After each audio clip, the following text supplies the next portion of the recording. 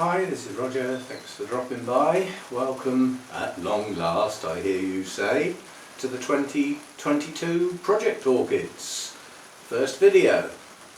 Not what you're going to expect. What I'm going to do today is, I've done the list, I know what plants I'm going to use and I know why. And that's what I'm going to go over today. So stick around to hear the goodies.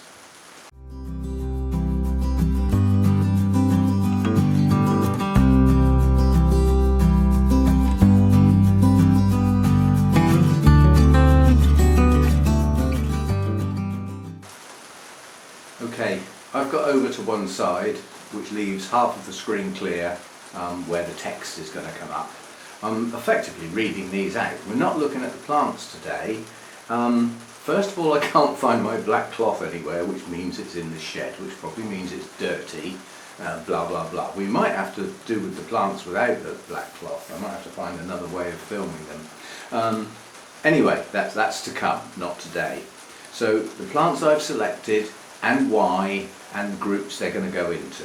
So the first plant I've selected, you have to bear in mind I'm trying to be representative of the collection.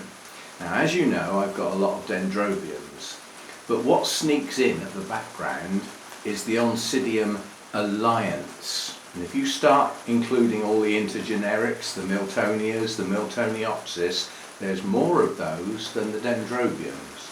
Yeah? My number of cattleyas has gone right down due to losses in the main, and I still need something to represent those that don't come into those three categories, which are the main ones obviously. So dendrobiums first then. We're going to have Dendrobium nesta. I want a representative of what I call the long cane winter resters, yeah, because they're going to come into bloom. That's a good representative. Didn't grow as well as it should have done last year, so let's see if we can improve on it this year. But we will get blooms. So during the project we will get blooms on that one. And then we've got Dendrobium coriniferum. Now that's a black hair type on a mount, so it's a little bit more unusual. Most of my black hair types are in pots. That one's on a mount.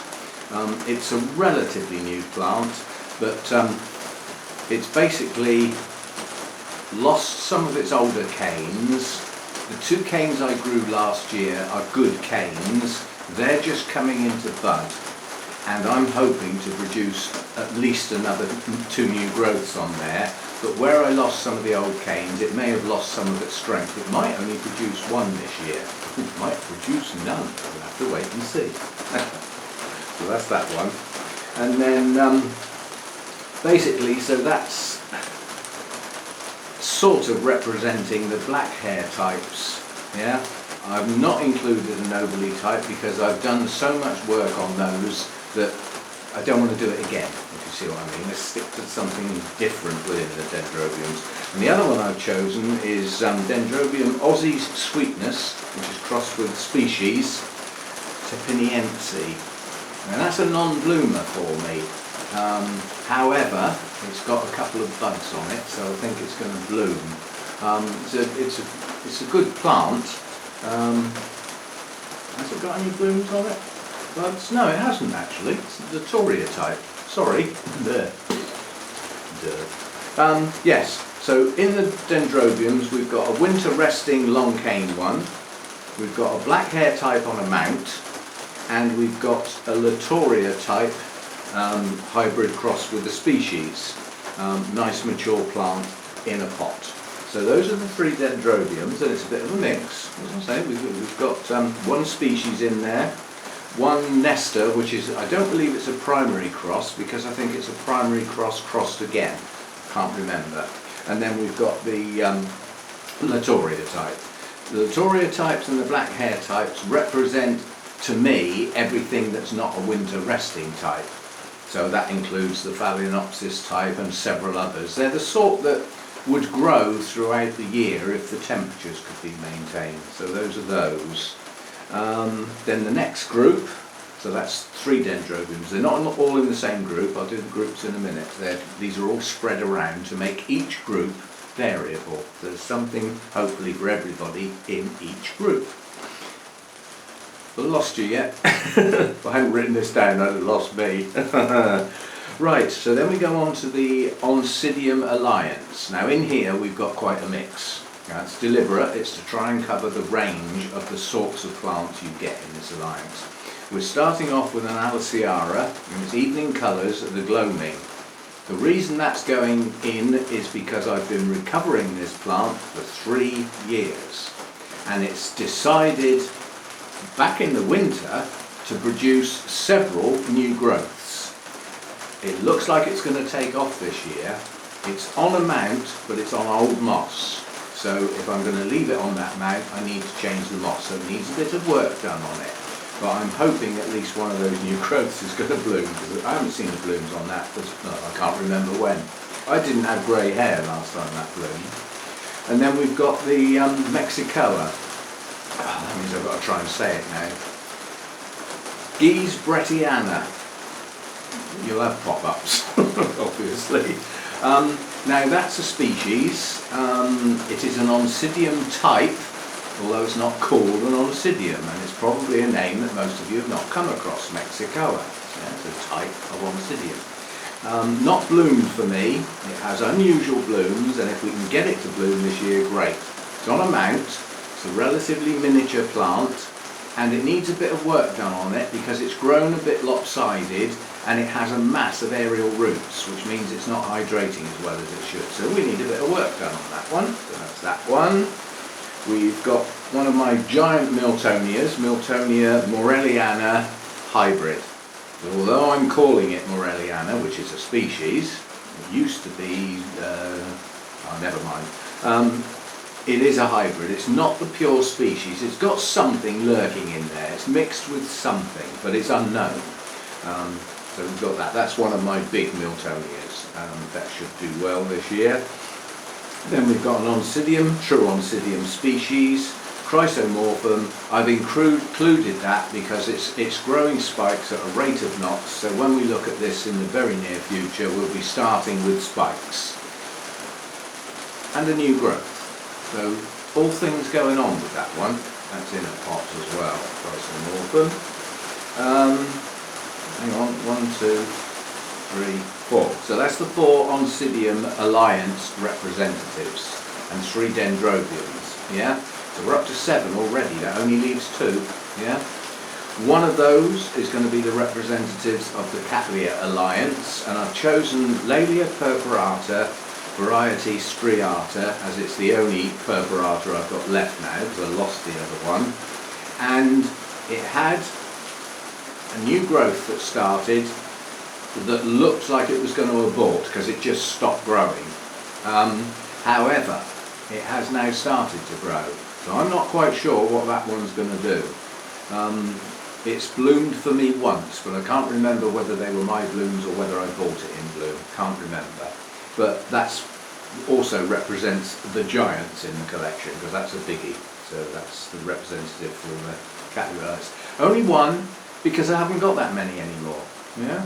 So that's that. And the last one is the representative of the cooler, shadier types, as I call them. And we've always had a Miltoniopsis in there, sometimes a species, sometimes a hybrid. And we've got other Oncidium types, if you see what I mean. So even though they go with my set of cooler, shadier ones, I'm not including them this time.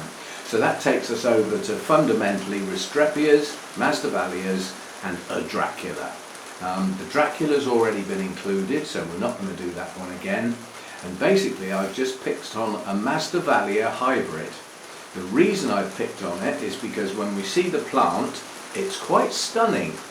But basically it's got virtually no roots on it at all. So I haven't got a clue what it's going to do this year. You know, some of the other plants that I've got here, I often think, well, when the longer days and the warmer weather comes, they'll perk up. Well, that's not necessarily so with Masdevallias. They don't want the warmer weather, but they do like the longer days. So it needs roots, basically, and it also needs to bloom, because it hasn't done that for quite a while. So a Masdevallia hybrid. So that's the 9 plants. They're going to be divided up into 3 groups, so these are the groups. The first group will be Dendrobium nesta, so we've got a long cane mounted Dendrobium, Aliciara evening colours, a mounted Oncidium alliance representative, and Laelia purpurata variety striata, a giant Cattleya representative in a holy clay pot. So that's the first group. Second group is going to be Dendrobium cariniferum. That word just, as soon as I look at it I go, can't say it. When I can, it's a very simple word really. I just got a block. Cariniferum, we're having that one, which is a black hair type on a mount. Yeah, already starting its buds for this year. So that's that one was the rest of group 2. Then we've got the Miltonia morelliana. So we started off with a relatively small Dendrobium on a mount. Now we've got one of my giant Miltonias that I'll have to go outside to film, it's so big. And then the other one in group 3 is the Masdevallia hybrid. So that's Dendrobium, Miltonia and Masdevallia making up the group. And the final group, group 3, we've got our Mexicoa, a non-bloomed Oncidium representative on a mount, quite a small plant. Not necessarily a young plant, it is a miniature, they are quite small. Yeah? And that's backed up with the rather large Dendrobium Aussies sweetness cross with the species, Tepiniense. That's a Latoria type, so that's that one. And to complete group 3 we've got Oncidium chrysomorphum, which is an Oncidium species in a pot that's currently in spike. So those are the plants. The first group, initial look we'll call them. So the first group, group number 1. See, I can't call them like I did last year, even the names are going to have to be different. I'm just going to have to call it group 1. Because last time we had the Dendrobiums, we had the Oncidiums, we had the Cattleyas. Well, they're all mixed up now, and that's deliberate. I want it different this year, even though it's still the Project Orchids, so that's my plan. So group number 1 is highly likely to be filmed tomorrow, and I'll make an effort to try and find that black cloth, but I think it's down in this shed, which means it's going to be covered in cobwebs, it's probably damp and it might not be usable. I'll see what I can do. Yeah, so those are they. I hope we're going to enjoy this because it is going to be different, but nonetheless it's still the Project Orchids. The principle will be the same. We will be taking a look at the plants now. Those 3 initial videos will be done quite quickly now. I want to get this up and running. It's March already. We've already broken into the 11 hours. It's growing season. By the end of this month we'll be nearly up to 13 hours. It's really going to kick off this month, which is a good time to start. Yeah? So 3 initial videos, and then probably I'm going to film these every 2 months because they're easier for me to do and there's less plants, and I think looking at them a bit more frequently might be good. Okay? You may think otherwise. So yeah, those are they. Group number 1, initial look. As soon as I can get it done, and then group number 2 initial look, group number 3 initial look. And then probably in a couple of months' time we will go back and look at the initial look and film them as they are in a couple of months' time, and we will repeat through the season. That's how the Project Orchids work, only this time it's video clips, not photographs. And I'll explain the joke because some people asked. I think it was on Sunday, and I said because photographs don't make a noise, and unless your ISO is too high. It's a camera joke. So people who just point cameras and take pictures wouldn't necessarily understand. ISO is one of the settings on a DSLR or various photography type things. It's a photography term, and basically it's another way of altering the light level.